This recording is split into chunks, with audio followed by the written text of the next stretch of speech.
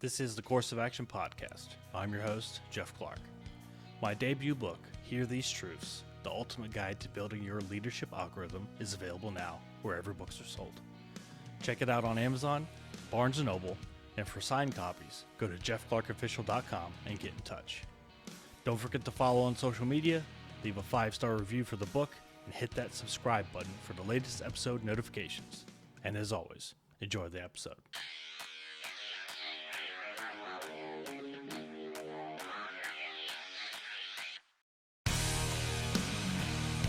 All right, my next guest is TR Matson, author of Treason Flight, former naval aviator, and we're going to get into that here in a little bit. But TR, welcome. Thanks for having me. Really looking forward to this. Yeah, of course, man. I appreciate you coming on. And I grabbed Treason Flight a while back when I think they were doing a Kindle sale on it, and I scooped it up, and it's doing really well on Amazon. I had like almost 400 reviews I saw today, so I was like, "Hey, man, that's awesome." Yeah, I'm shocked, and I'm very happy, and I didn't realize how important those are. And as you know, and I feel bad asking people, but it's one of those things where it really makes a difference. So it does. And the way it's built into the algorithm and advertising and all that stuff, I've even heard that you got to have at least 100 or Amazon won't even acknowledge it. I've heard all these different things. I'm like, that's really crazy. Weird. It's weird, but it works. I mean, everything that you pay Amazon in royalties, it works. So I've seen it as far as just funny things your phone hears you say, and then I'm talking to a buddy about it, and he's like, "Dude, it just popped up in my Amazon." I'm like, "It's weird. Good for me." So the internet has become a creepy thing. It has. It's convenient sometimes because I'll be talking about, I need some new work boots or something for work. Yep. And then my Instagram ads, got your recommendations, and I'm like, this is convenient, but it's also a horrible invasion of privacy. I literally, there's a story. I was teaching in my civilian job, and I'm briefing these two pilots, and the one had heard about the book, or somebody had told him the day prior and whatever. So we're talking about it, and the other guy's like, "Oh, I don't know." And I was like, "Well, you have an Amazon account?" He's like, "I do." And he's like, "You want me to look it up?" I was like, "No, it's fine." And about 10 minutes later, I was like, "Hey, open up your Amazon." And there it was. And he's like, "Dude, I don't know how I feel about that." I was like, "I know how I feel because it works to my benefit." So, but it's all, it's great for an author who's trying to sell stuff, or anybody else who's trying to sell things. But it's insanely creepy the way it is. Super creepy. It listens like that. You just kind of question whether or not that's ethical or not. But at the same time, it's like, I'm selling books, so I don't really want to complain. Yeah, exactly. You're paying for that algorithm. You pay them, so it's not like you're doing it for free. So yeah, exactly. It's worth it. But. So, naval pilot. How long were you in? 20 years. So 13 you did the full active. 20. Yeah, 13 active and 7 in the reserves. Okay. Pilot. E2c Hawkeye and the FA-18 Hornet. Yeah, it's a tongue full. So most people just say the F-18. It's funny. Somebody asked me on social media. They're like, "How do you say it and how do you write it?" And I'm like, "Well, when I write it, I write F/A TAC 18 Charlie, if that's what I'm referring to. But when I say it, I just say F-18. So what is, for those who aren't listening, or for those who are listening who don't know the difference in aircrafts, what is an E2c Hawkeye? So Air Force guy, right? So it's an AWACS. That's basically what it is. It does the same mission. Now, of course, we're all cocky in every bit of the military. So we say that it does the same mission with, a fifth of the people. But it's basically 2 pilots, 3 naval flight officers in the back that run all the systems. There's some bleed over. The co-pilot can do certain things up front. But yeah, it's basically airborne command and control. It was originally designed way back solely to find Russian bombers that were trying to attack the carrier battle group. That was its sole purpose. Obviously, well, maybe that is more of a threat. I'm not sure as far as our geopolitical things go, but obviously it had to adapt, and it became really a battle space manager. And the way I describe it to people that aren't into aviation, that don't understand it like you and I, is basically it's kind of like your Wi-Fi modem or router in your house. Like if you unplug that thing, the whole place shuts down. That's kind of what the E2 is. The same way the AWACS is for the Air Force, that if you take that out of the battle space, people can't talk to each other. The link is not up. The ships can't talk. I mean, it's unbelievable. And it's morphed itself more and more and more over the years, and has really become quite a capable battle space managing aircraft. And my hat is off to the NFOs that fly in the back of that thing. That is not an easy job, but they do fantastic work to be able to do that. So yeah, that's the Hawkeye, and it's my first love. Was it the first plane you flew? Yeah. So after flight school, that was ultimately what I ended up in, and that's kind of I went a long roundabout way to get there. Graduated college, got commissioned, went through the steps of flight school, got this will be near and dear to your heart, I think, but got the privilege, if you will, to cross train in primary flight training with the Air Force at Enid, Oklahoma. So nice. Yep. So I've spent 6 or 7 months at Vance Air Force Base, which, as a Navy guy, was very confusing. It was the geographic center of the country is not typically where you find yourself as a Navy guy. So very far away from all oceans, but it was really good training.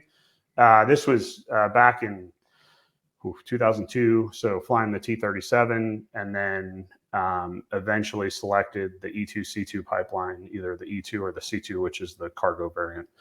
And then ultimately kind of had this weird dream of still wanting to fly fighters, even though I didn't really come from a aviation background. So, but I always want to fly them because they're cool. I mean, it's the I wanted to fly them. Yeah. I mean, it's anybody who saw Top Gun, Flight of the Intruder, you name it. So I picked the E2 actually. So it's a funny story how you split in that pipeline, at least back when I went through, is there was 10 of us and they put us in a room, and the instructors walked in and they said, there's 8 of you that are going to go fly the E2 and 2 of you are going to go fly the COD. Figure it out. And we've never had a class not figure it out on their own. So don't make you the first. And they walked out, and that was it. And I mean, people were offering money. I mean, this was, back in 2004, somebody's like, I'll give somebody $3,000 right now for a COD spot. It was the funniest thing. And I'm like, really? So I just stood up. I was like, look, I want to fly the E2. So I'll take one.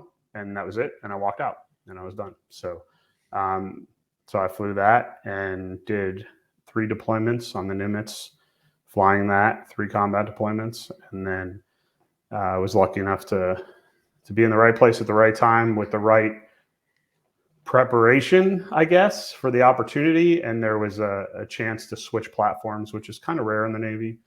And I ended up ultimately getting to the Hornet and flying that for a tour, which was about as opposite as you can get from the E2, and did that for another combat tour on the Stennis. So on a combat tour too. Yeah, both everything I did, all 4 deployments were all combat. They lure us in by telling us we're going Westpac and we're going to visit Hong Kong and Singapore. And then as soon as you pull out of San Diego, they're like, you're going to go to the Persian Gulf as quick as possible. And we did see some of those port calls, but for the most part, we were in the Persian Gulf. So sure. So that's not that we had a choice, but that's how the military goes. Like, hey, we're going to do this. Probably on the way, we're going to do all this other stuff too. Exactly. And, you'll be fine. So exactly. So E2 over to F-18 Hornet, but then you were a landing signals officer. Mm-hmm. What is that? So LSO, there's a long history of what that is in the Navy, but basically it's the guys and girls that stand on the back of the ship and are there to help / grade, not necessarily in that order, every landing on the ship. So it doesn't matter if you're the newest, Lieutenant JG or ensign that's coming aboard, or a Navy captain in 06, or an admiral if they're flying. You're going to get your paths graded. Every landing you do is graded. Every squadron on the ship has what they call a greenie board, which is every pilot's name and the grade they got for every landing, so everybody could see it.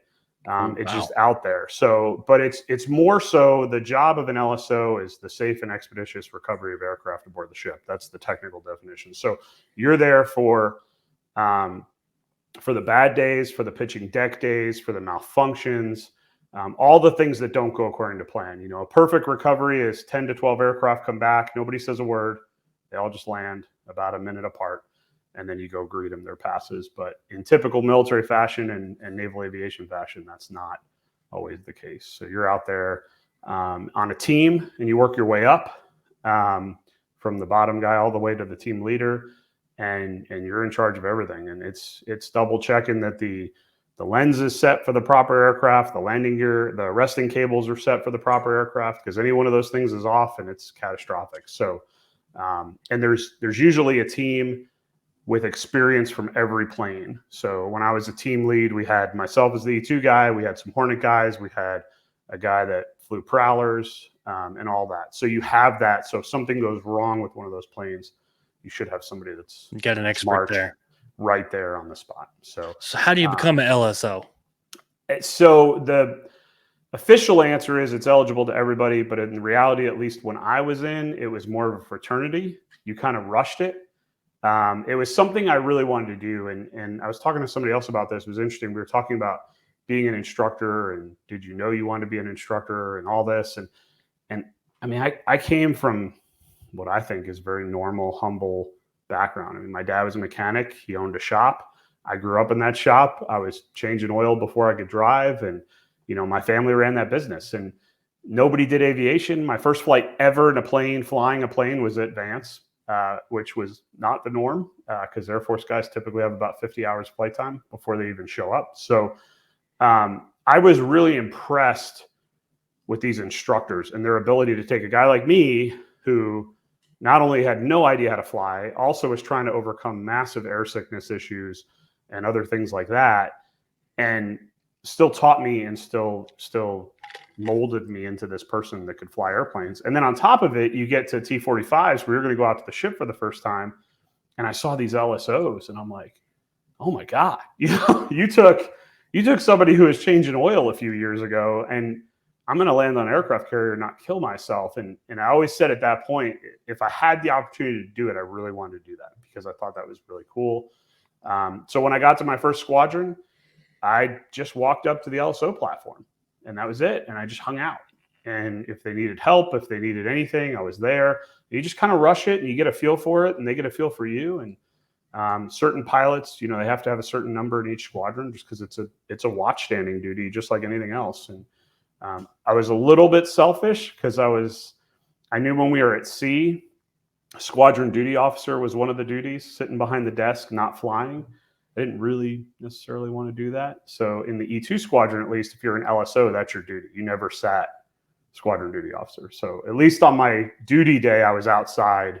Yeah. So it's kind of a little bit selfish, but you get to know the air wing, you get to know the pilots, you know, that you're working with. It was just something that was really cool. And I just had such a high level of respect for the people that taught me that, you know, I wanted to strive for that. And it worked out. So probably dumb luck that they needed somebody about the same time that I checked into the squadron. So, you know, but it worked out. And then you go through all your quals, just like you're getting your quals in the aircraft, you're trying to get your quals in that as well. Okay. To kind of build your resume, if you will. Okay. On there. So what is it like landing on an aircraft carrier? Because in the movies and stuff, they make it look like it's money, you know. But obviously, to me, and correct me if I'm wrong, but it seems like the aircraft carrier is built a little bit more for smaller aircraft. So landing in E2, which is bigger than a fighter jet, seems a little insane. So what is it like landing on, first, what is it just like landing on an aircraft carrier? And two, what's it like landing a larger aircraft on one? Sure. So insanity is probably the best way to describe it. I don't know, even today when I fly, I don't know if I'm ever been more focused, even in the worst conditions, than I was behind the ship. It just, it takes 100% of your focus, your just attention, your instrument scan, everything. I mean, it's almost like you have kind of in a weird way, like a superpower, because your brain is so focused on the task at hand But oh, by the way, it can only really focus that for a short amount of time, and then it's like a data dump. And everybody had their thing. Mine was my right leg. Every night landing I've ever had on an aircraft carrier, as soon as I stop, my right leg starts shaking. That's the adrenaline dump. Like everybody has it, and it's just a weird physiological thing. I would say, maybe I'm not correct in this, but I would say you do it long enough and daytime gets fun. Okay. Anybody who tells you that nighttime is fun, in my opinion, is either lying to you or a psychopath.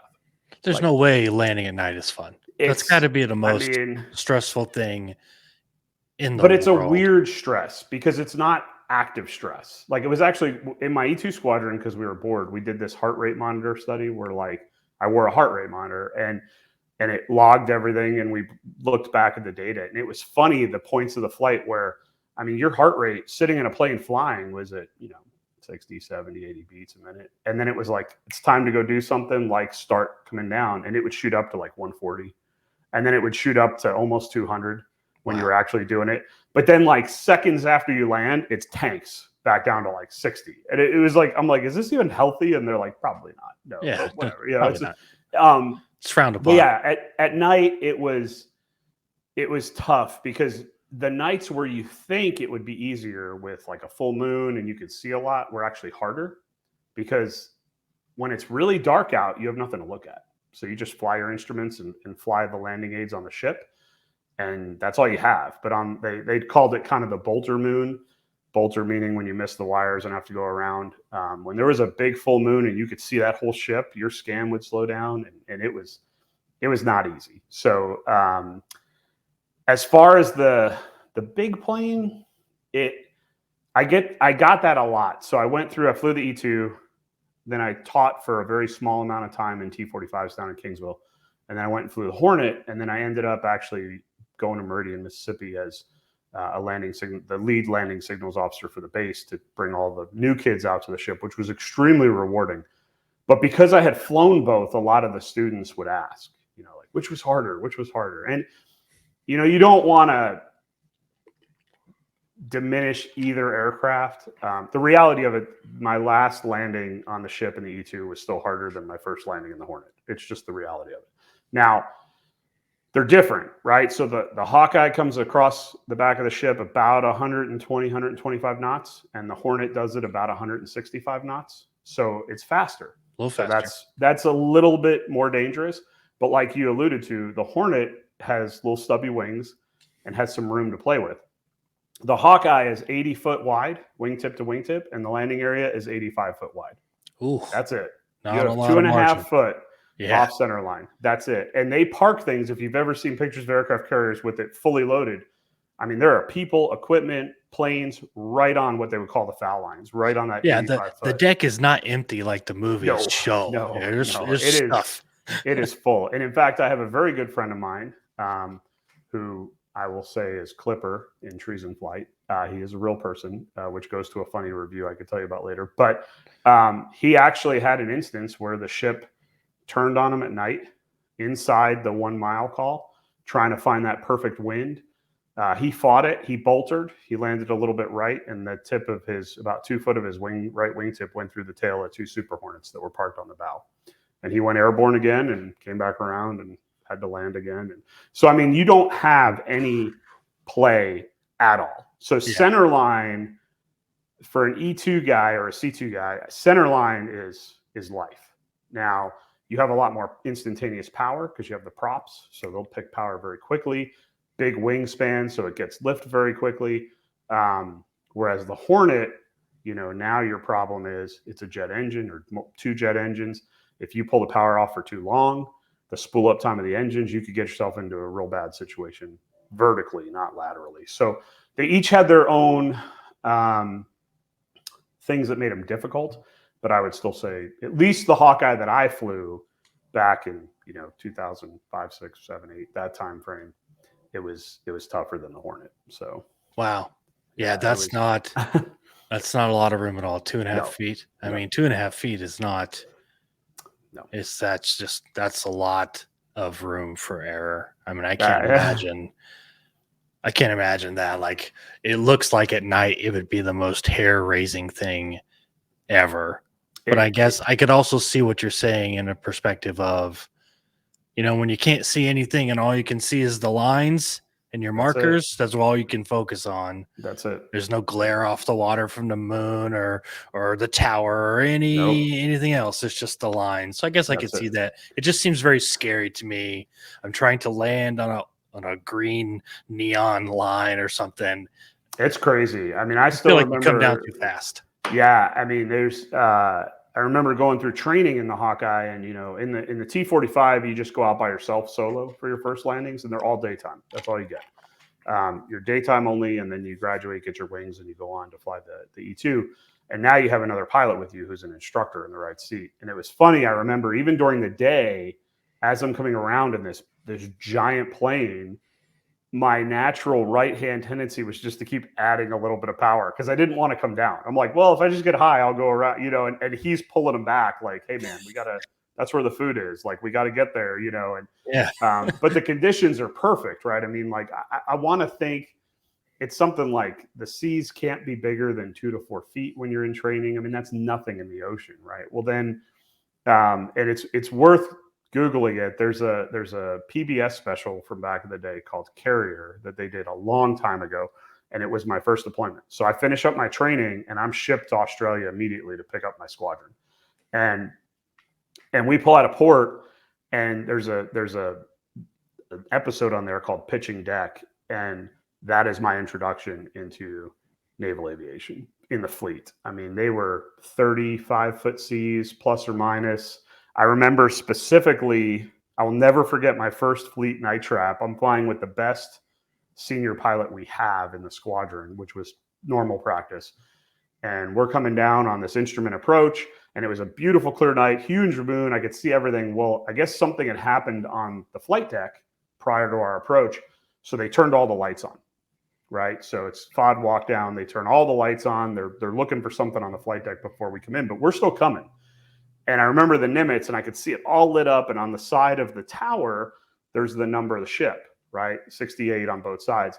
And I watched this ship turn and Dutch roll where I saw the 68, and then it did this huge heave, and I saw the 68 of the other side. And I'm like, did you just see that? And my co-pilot was like, fly your instruments. Like, don't look outside. It was the most bizarre thing. I'm like, how do you land on that? Like, and the reality is that's where the LSO comes in, because if you're out of sync with the deck and all that, they're just going to wave you off and you'll come back around and try it. So again, you have like a second set of eyes. That's what the LSO is your other 100%. Set of eyes on the ground, 100%. Because there's things that I could see as an LSO with the way the plane was that I would know it before the pilot knew it, believe it or not. You would get that good at being Makes an LSO sense. that you could actually watch the energy state of the plane, or it just didn't look right, and you would just get rid of them. And there's always, another. Now in the E2, we couldn't mid-air fuel, so there was a finite amount of gas that we had, unlike the Hornet, where one of my buddies kind of joked once. He's like, in the F-18, you're either really good at landing on the ship or really good at air-to-air tanking, because you're going to do a lot of one or the other. So, but it was definitely an interesting introduction into carrier life for sure. But my egotistical, cocky student side of like, I want to fly the E2 because they land on the ship at night, was immediately erased with like, why does anybody do this? This is ridiculous. Like, who invented this? I want to murder that guy. So, it's funny how your perspective changes very, very quickly. But I saw a video one time. It was of a Hornet landing and an F-16 landing at the same airstrip. And it was from behind, so it was looking down the runway as they were coming in. Yep. And you saw the F-16 comes in, touches the ground, noses up for a little while. Eventually, nose lands down. And I'm not a pilot, so I'm no expert. Yep. But perfect. Looked like a good landing. Smoke from the wheels. Didn't look like any issues. Hornet comes down, boom. Yep. I mean, lands. Yep. And it's like the difference between an Air Force pilot and a Navy pilot who has had to land on a carrier. Oh, yeah. Well, I mean, that's the thing is the crazy part. In a perfect world, if every airplane, and because you can adjust the lens and everything you're looking at on the ship, in a perfect world, the hook point would touch down in the same 1 square foot spot on the flight deck every time. Doesn't matter, conditions, everything. That's perfect world. So, of course, you go on an airliner or something. The joke is if it was a hard landing, it was a Navy landing. And that I've seen that video. I love that video. The Hornet is actually designed to land that way, even at the field. Okay. So if you were we had people that tried to do that nice flare and smooth landing in the Hornet, and it would actually mess up the landing gear. It was designed to take an impact and absorb it and do it. So that's how you would do it at the field too, is you would just fly it all the way down. So I kind of joke, other than Vance for 6 months, I never flared an airplane until I got into the civilian world. I just flew it onto the ground, and that's what you do. So almost comical the way it landed. I was like, man, that was a hard landing. Yeah. I mean, Nope. he planted that sucker Yep. on the ground, but I guess it's intended that. It's kind of like driving a monster truck. It's Yep. designed to take a hard landing and take some punishment, which is really cool. I have a new respect for it. I figured that's got to be hard on an airframe to Nope. 100% how it's hit designed. that hard. Well, that's cool. So, and then there's different variants like the Boeing, McDonnell Douglas, and Boeing, and with the Hornet it's a good plane. Don't get me wrong. It's a very good plane, but there's a lot to be said for the Hawkeye and Grumman Iron Works. Like they built, and I mean, other planes, the F-14, the A-6, I mean, these were just tanks. Yeah. And there were times with pitching deck where I landed nose gear first on the ship. I mean, literally hit nose gear first, slam down, catch the wire, plane's fine. No problem. The Hornet, there was codes, and if you landed too hard at the ship, it would pop a code, a 903 or 904, and depending on how bad it was a maintenance inspection. It was a huge deal. They bring it down the hangar. So it was just different built aircraft, and you see it when you watch Tomcats and Intruders and Hawkeyes and stuff land. They can just, Grumman is hats off. They're fantastic. Yeah. They're fantastic. They built hard planes. So, and I tested it, trust me, plenty of time. So with all this 20 years of aviation experience, then you retire, you shift over to let's be an author. How did that come? When did the light bulb kicked on? I should write a book. Sure. So when I was in my E2 squadron, one of the things I was really trying to build my resume, if you will, it's not really a resume in the military, but essentially a resume. And one of the things I did on the side is I got my master's degree.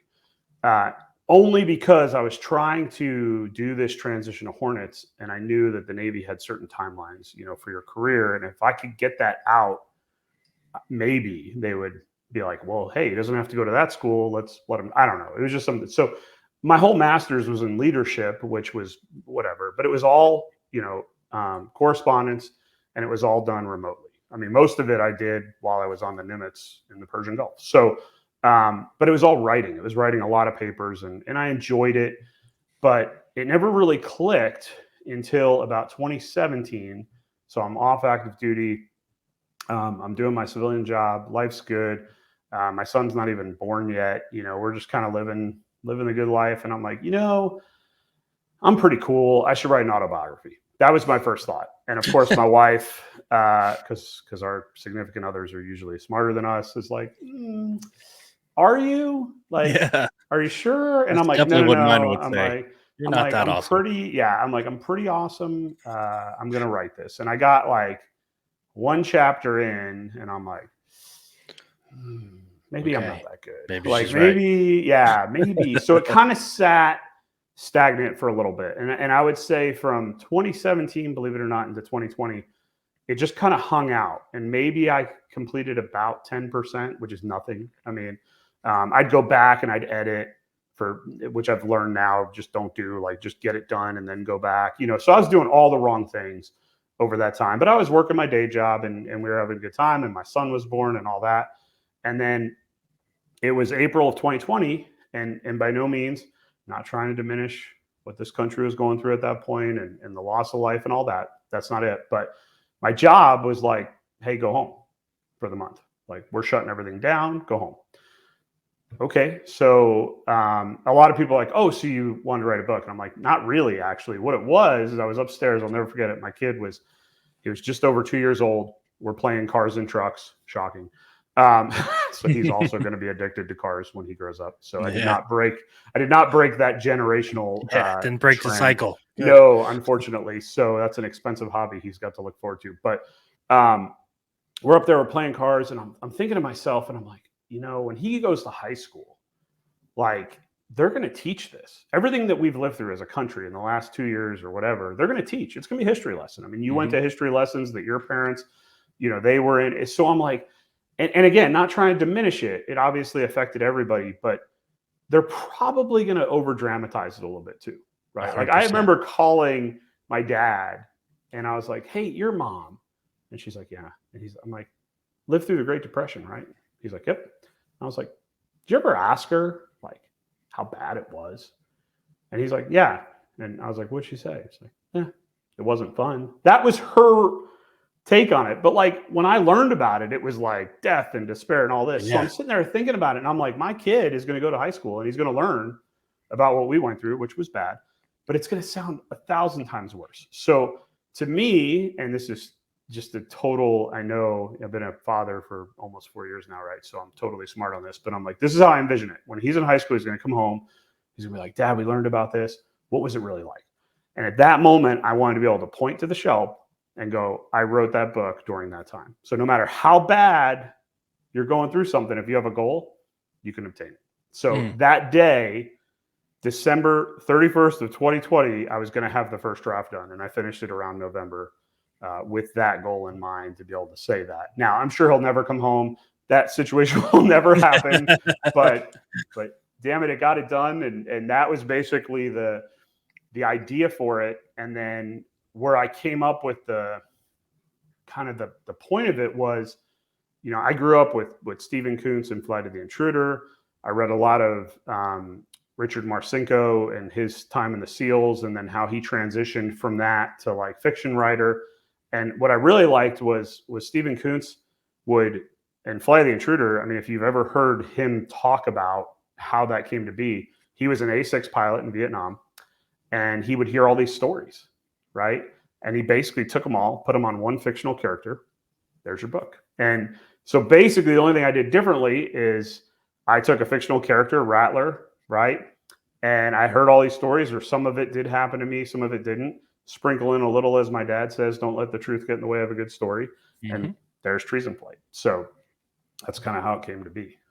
So the synopsis basically, and I just looked it up, is Jack Owen is a pilot who's facing not just separation from his family, but aircraft problems and leadership that makes him question a lot of things that are going on in his squadron. And it's definitely an interesting read. But where did kind of the characters come from? Is that a lot of it you? I mean, are any of these based off of you or real life people? So Rattler is not me. I am not him. There are certain aspects of it. I mean, obviously I flew E2s. I will say, for the people listening, the Prologue is a true story. So that actually did happen to me. Really? 100% true story. I still live it when I close my eyes. It's in the brain. It's never going away. But it was variations of things. And it's funny because, like, Clipper is a true person. I mean, I've been friends with him for 20 years. And it's kind of interesting because his character is very out there. And it's not, if you weren't in the military, if you weren't around aviation, it's not what you would expect from a naval officer. And it's funny because there was literally a review that's like, this Clipper character, there's no way this person would exist in real life and all this stuff. And I thought to myself, I'm like, I actually had to tone him back a little in the book. Like, the real Clipper is actually more intense and more out there than the character. But I was like, if I make it that way, nobody's going to believe me. So right, he's pretty much the number one that's actually a person with his permission, and he was excited about it. The rest are variations of people, maybe a little bit of somebody and a little bit of this. Some of it's just what comes up in my head that fits the story. And things like that. It is funny. I've had people from my squadron reach out to me and, hey, am I this person? And I'm like, no, like, no. Well, hey, this person is a great leader in the book. That's clearly me. And I'm like, no. no. But I mean, hey, if they want to think that, good for them. Sure. But Let the 'em only believe it. person that's really a true character that I could put a name on is Clipper, just because he's larger than life in real life. So he makes a great fictional character, and we've been friends forever. So it worked out really well. So the prologue, by the way, this awesome prologue that he just spoke about, you can go read the prologue on the website. So I'm putting that right here in the video. You can see it. Those listening, it's TR Matson, MATSON.com. You can go read the prologue, and it's pretty gripping. It's a really, really cool prologue. And like you said, true story. So you got to go read it now, and you got to go check it out because it's really, really cool. Now, when you decided to publish, did you seek the literary agents, the big publishers, or what drove your actions? So I did it independently after doing some research. I had two, I won't name them, but two publishing companies that offered deals, and to me, the deal was atrocious, frankly. I mean, one was like 80% royalties that they would get, and I'm like, well, what do I get, right? Like, I mean, what's left? And then the other one was 50%, but then it was everything associated with Treason Flight, right? So, so if there's a movie, if there's lunchboxes one day, if there's a roller coaster or a video game, they tied into all that. And I'm like, well, no, I don't want that either. That's not. So I never really found the right fit. And frankly, this is where I guess we'll call it confident. That's what pilots are, right? They're not cocky. I was like, no, I don't want anybody changing my story, because I knew it was such a unique story and it was very different. I mean, there's two things I say. Number one, you're not going to find another book about a Hawkeye out there. Just not going to happen. I did the research. It's not out there. Right. Nobody has written a fictional book about the Hawkeye, period. Number two is you've never heard this story before, period. I mean, it will, like it or hate it, you have never heard it before. It is not an adaptation of me reading 10 books and turning it into this. It is 100% from me. There's no publishing company. There's no, really, I mean, there is some editing, that's for sure. Thank God for editors. But there's nobody trying to change the actual story, which was important to me. Now, it's not to say that in the future I'm not going to go more traditional. It was just, for me at the time, I wanted to do it my way. I wanted it to be professional. You know, I know you talk about that a lot, you know, and I wanted it to be something that every step of the way, my hand was in it. So I knew, much like flying the Hornet, it was just me. If it succeeded or failed, I couldn't point to anybody else, right? So, so that's why I went with this book that route, and outsource the things that I am not good at. So the cover art, did not do it. A lot of people ask me, like, did you draw the cover? I'm like, God, no. Are you kidding me? No. Editing, I did not do. I worked with an editing company that did very detailed editing, 3 different levels of editing for it, which was good. So I will tell you that if you find a typo in that book, God bless that typo for making it through all that editing, because a lot of eyes have been on that. And then one step further with the audiobook, that was not, you know, I get that question. Oh, did you read it? I'm like, no, because there's professionals out there that, you know, doing these types of things. There's a lot of stuff. Oh, man. And that was probably the most interesting part, because that's really where I felt like I had to find somebody that I could have a relationship with, right? Because now this whole time it's been my story, but now this guy's going to read it. And that's not easy. And no, the guy who read it, Mike Dawson, killed it. Absolutely killed it. I have had so many people tell me they have read the book and listened to the example on Audible and have bought the audiobook just to hear him read the story. Like, I just, dumb luck that I fell into that. And that's one of the things he does. And again, it was my wife who mentioned him, and I didn't know who he was. And his voice is just unreal. Unreal. So thank God. I think it's important to bring up, though, because a lot of times self-publishing and publishing yourself kind of gets a bad rap. It tends to be a naughty word, like, oh, well, you couldn't get a literary agent, you couldn't get it published, so you went that route. Incorrect. Over almost 400 reviews on Amazon. I looked it up today before we started recording. He has the audio book of this as well. It's paperback, audiobook, Kindle, and hardcover. You have them all. I have them all. Had success. So it's not that self-publishing was the option. It was the better fit. And I think for anybody listening who wants to publish a book, believe in your product, and then you make that decision just like TR did. He made that decision for his story with some great success. So it's worth kind of emphasizing, I think, and as an author myself, you believe in what you're writing and you want somebody else to. Sure. It's not that other people didn't or other people won't. Sometimes you have to take control yourself and call the shots. And I think it's awesome that you did.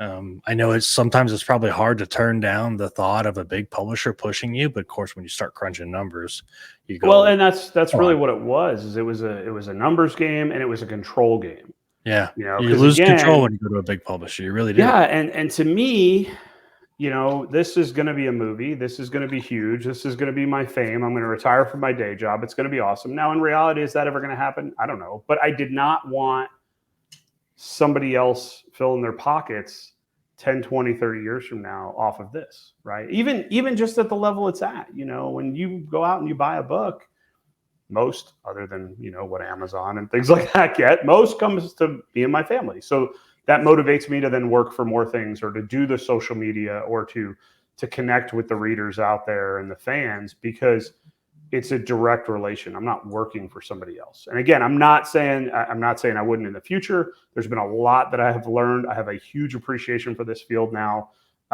Marketing is something that there are experts in marketing, and I am just dabbling in that. That has become a whole thing that really shocked me. I mean, this whole process, it started with, well, I'll just do a digital book. How hard is that? I mean, I've written papers, right?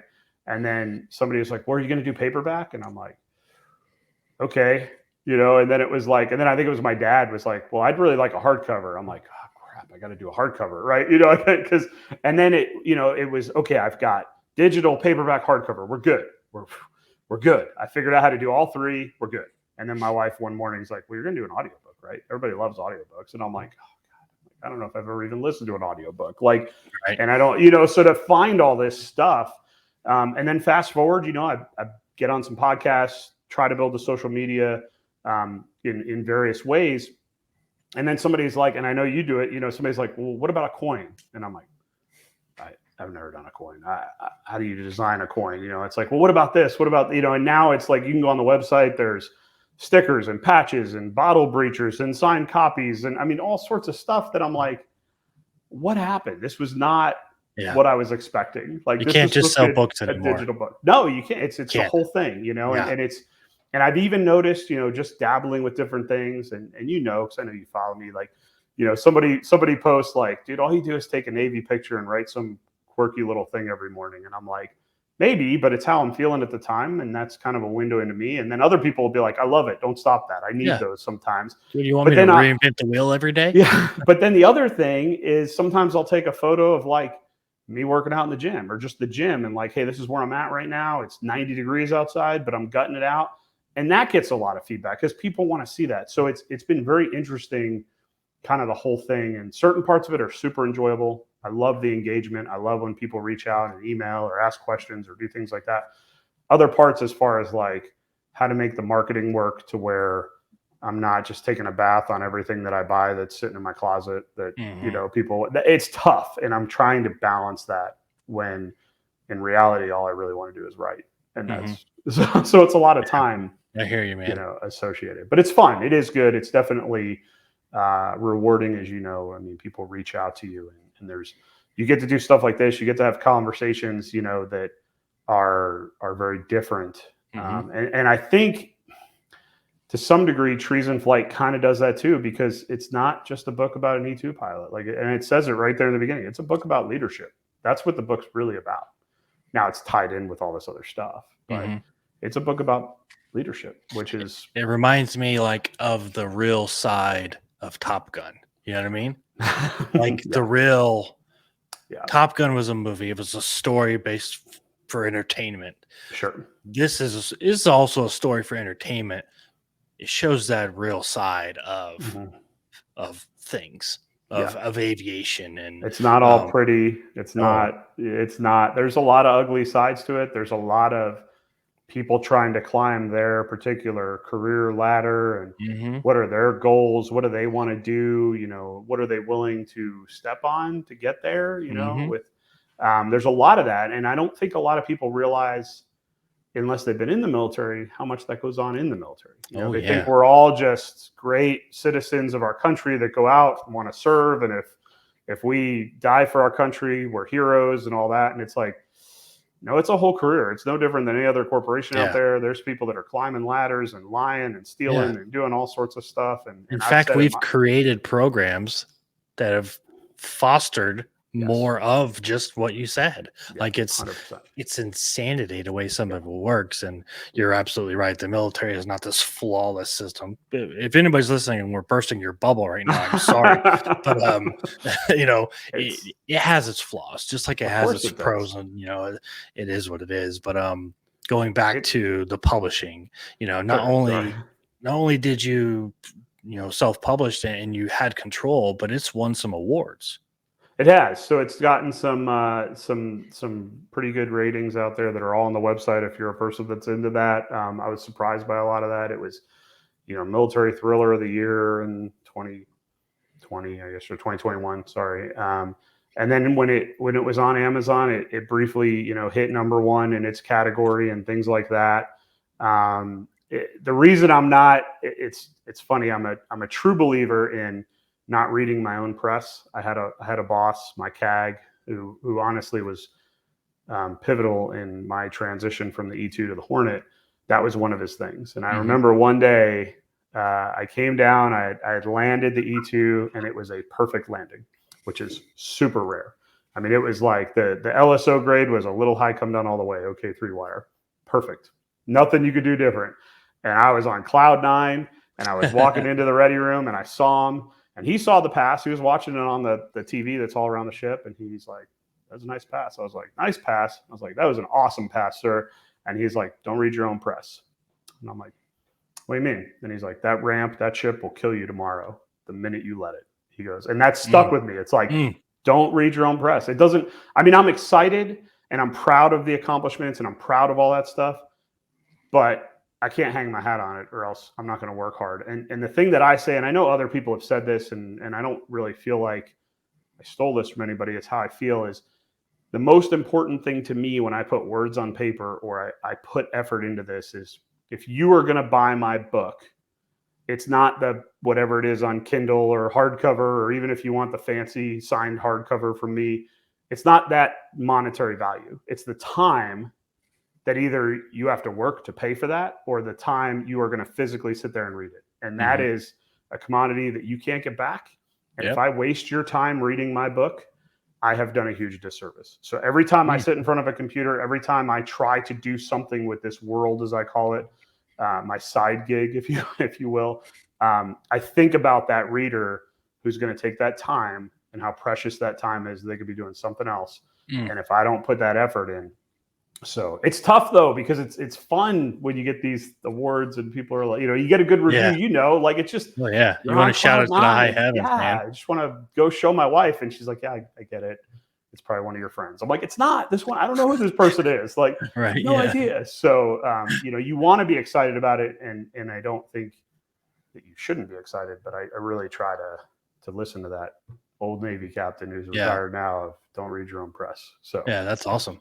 So what's next? Another book, a sequel? What's going on? So it's interesting. So I'm about halfway through. My goal is by the end of the summer to have the first draft done with book number 2. I'm writing it. It's weird, man. It's tough because I'm trying to write it for the mass of people that have no idea who I am, who have never heard of TR Matson, who have never heard of Treason Flight or Never Down, Never Out, or any of those things that I've tried to build, and just see this book and they want to read it. So I need that person to be able to read it. But I also need somebody like you who's read Treason Flight that's like, dude, come on, where's book number 2? Yeah. To not be so bored with giving all the details back to book 1 that you're like, dude, I just felt like I read the same book again. So it's much harder. And in the same regard, if I write it too much as a sequel, the likelihood of finding that publisher as well, because they don't want to be tied to something they're not making money off of. So it's a little bit of a dance. It's exciting. I promised myself that this book would not publish until after I was retired. So it's possibly going to be a little grittier, maybe a little bit more controversial than the first book. Which is saying something, because there's some serious controversy in the first book too. But that's kind of the plan. And then there's also a third,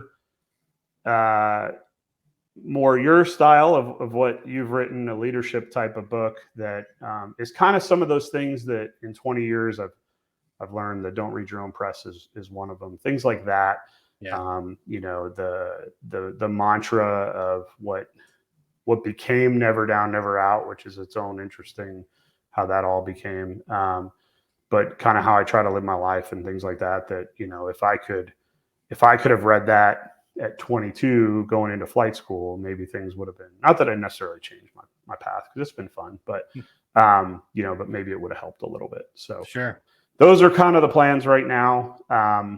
The day job keeps you busy. The kiddo keeps you busy, you know, things like that. So, big shift at work, which will hopefully give me more time. So hopefully I can start doing this, and because it's enjoyable, as you know, it's fun. Yeah. It's a blast. It's so, but it's frustrating at times, but it's a blast. It is. Well, and I told my wife the hard part is, you know, and I've listened to you talk on these and just with social media and some of the other podcasters, it's like you have to get yourself into that place. And at certain points of a book, you kind of got to go to a dark place.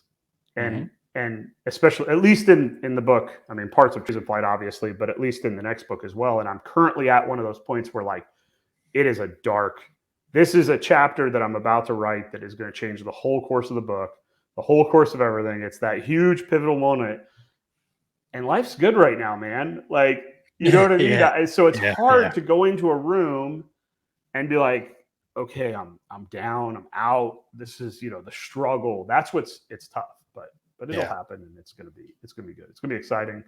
You know, I think it'll be worth a read once it comes out. So awesome. So where can people go to find more about TR Matson and Treason Flight? So the website's a good jumping off point. I tried to keep everything simple because I like simple. So trmatson.com. Every type of social media out there, whether it's Twitter, Instagram, Facebook, is all, I'm pretty sure, TR Matson author is what it's under. Frankly, you could just Google, I realized the other day, TR Matson, and it all pops up, which is crazy now. There's a first. I'm the only TR Matson. Today. First. It's hilarious. I think back at when I went through survival school with the Navy and how they told you never to put anything out there. And I'm like, well, they would have had a field day on me right now. They needed to do that. So, but it's very easy to find. You know, Instagram and Twitter is what I try to post to the most. You know, Facebook, I think, is just a byproduct of one of those. And then the website I try to keep up. I'm in the process of working with a company to try to make it a little bit better and more user friendly.